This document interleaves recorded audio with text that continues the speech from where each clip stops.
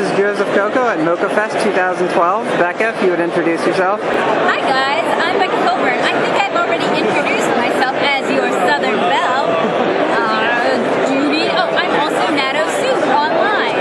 Okay. But please don't call me Natto, because that's really weird. Can you tell us a little bit about your setup and what you're doing at MoCCA? Yeah, sure. I am making money at MoCCA. Not enough to pay for my ticket back, but I'm making some money. This has been my best con so far. The atmosphere here is really great. The people are, for the most part, really friendly, and the other artists seem really congenial. It has been a good con. Okay, so you say you haven't necessarily made the money back for your plane ticket, but have you made enough connections to make it worth coming out here? You know, maybe. I've started some connections. I hate to call people friends who have only met one time. I have to at least meet them twice. So, we'll see, right? Okay, can you tell me a little bit about your work, what some of your influences are? Obviously it's stylized anime, or influenced by anime. Hey, those are dirty words in this department. Okay, well defend yourself. Disney/anime fusion, an East meets West, if you will, that every other female artist is doing, right? I do kids comics pretty much primarily, which does make me kind of unusual here. There's been a lot of people who will have like kid-friendly stuff on the same table as like their porn comic, so I have to tell parents that my stuff is entirely kid-friendly, which it is. My influences are, of course, like, you know, Disney, specifically Glenn Keane and like Freddie Moore and Mary Blair. I also like Milt Kahl and Walt Stanfield. Glenn Vilppu, whether he knows it or not, taught me how to draw thanks to his drawing manual, but I also like anime as well. One of my favorite mangaka is Shika Umina, and I'm also a really big fan, as you guys have probably heard, of Prowl. Okay, I see you have a very elaborate setup here. How have you gotten to this point where you have these stands and all the well, you see, the tablecloth and everything? Julie Collins is giving me a grade for my convention setup. So, yeah, I've done other cons and not sold so well, so I'm trying different ways of presenting myself. I think your table setup and the way you dress and carry yourself as an artist are all part of your brand. Okay. Part of what drives sales.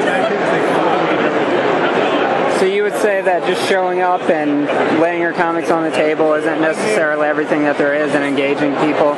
You kind of have to prepare yourself for the convention beyond just artistically. I feel like that, but you know, if you guys have seen me around the sequential art department, I am almost always professionally dressed. So I carry myself like that every day. Okay. What would you say that MoCCA has to offer that maybe another convention might not? The crowd is amazing. You know, Fluke's crowd, not my crowd. Heroes Con, it was better, but it still wasn't really where I fit in. I don't know if I fit in here, but it's a better fit. I think if you have work similar to mine and want to work in print comics as opposed to web comics, MoCCA might be a good con for you. And how would you recommend someone go about making it out to MoCCA, presuming they're coming from far away, but at least from the east, like Savannah? All right. Buy a plane ticket. Please look. Buy a plane ticket. Don't take a train. That takes forever. And don't drive. Also takes forever. We're staying in Newark, New Jersey. That was not my choice. That is way too far. Who is we? Oh, me and my studio mates, Sarah Beckett and Heidi Black. Okay, do you have anything in particular you'd be interested in promoting? These paper dolls, I mean, come on, they're so cute. I don't usually say that about my work. I don't usually promote my own work. I don't like to brag. You know, I think the work should speak for itself, which is why I'm showing you guys. But I really think they're really cute.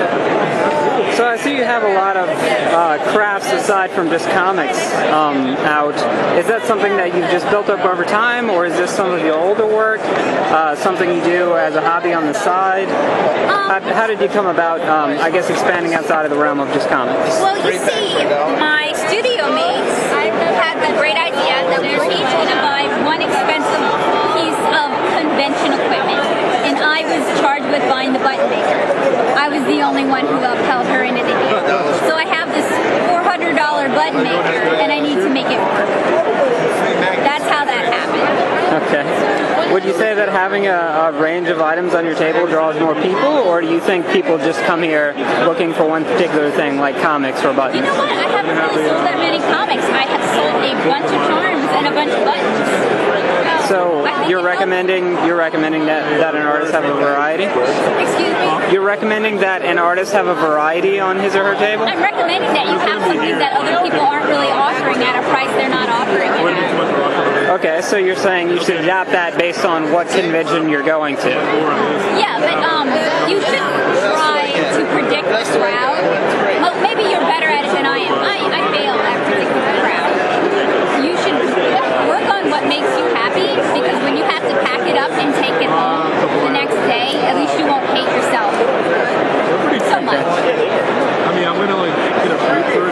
All right.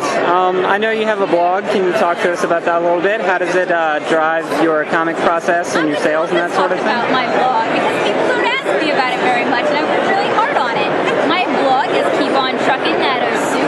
The Keep On Truckin' is actually in reference to comics, the good old Keep On Truckin' comics. But also, that was the kind of phrase my dad would throw around when I was working on something that was difficult and didn't garner a lot of attention or praise. We want to get as much stuff from The blog itself is a mixture of self-promotion, which is kind of minor, and there's a whole lot of reviews. So product reviews, convention reviews, and tutorials. Okay, and I take it it's targeted towards artists? It is. It's actually targeted towards younger artists who can't really afford art school, and there aren't really a lot of reliable resources online. I'm trying to provide as unbiased an opinion as I can. Basically, I'm trying to be the mentor I would have liked to have. And how has your blog affected your web presence and your comics? I do a lot of commissions now, although it's not really from the kind of audience that most artists tend to garner. I work with a lot of girls who have fashion blogs, or young couples who are looking for an attractive portrait of themselves at an affordable price. So I've gotten a lot more of those kind of commissions since I've started my blog. I feel like the few fans I have are very loyal. They really believe in me. They cheer me on a lot. They're very active in my work and in my life. And I feel like without the blog, they would not have found me. Maybe they would not have liked my work that much. Maybe they wouldn't have found me approachable. Okay, is there anything else you'd like to add? I don't know. The con just got busy. Okay, that sounds great. I'll let you to it then. Thank you for talking to me, and have a good MoCCA. You too.